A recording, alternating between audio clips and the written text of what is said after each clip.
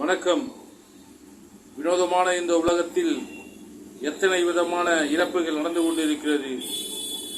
இன்று தினத்தந்தியில் வந்த ஒரு செய்தியை நான் கண்டு அதிர்ச்சியடைந்தேன். காலையில் திருமணம், மாலையில் கைகலப்பு.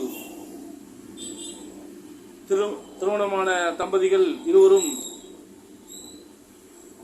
கத்தியால் ஒருவரை ஒருவர் குத்திக் கொண்டு அதில் மணமகள் உயிரிழந்துள்ளார்.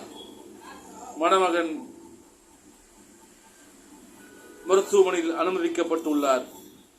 இது கர்நாடகா மாநிலத்தில் நடந்துள்ளது. இப்படிப்பட்ட தொடர் நிகழ்வுகள் நடந்துள்ளது. இதை எதை காட்டுகிறது என்றால், போதுமான விழிப்புணர்வு இல்லாததால் இது போன்ற வினோதம் நிறைந்த இந்த உலகில்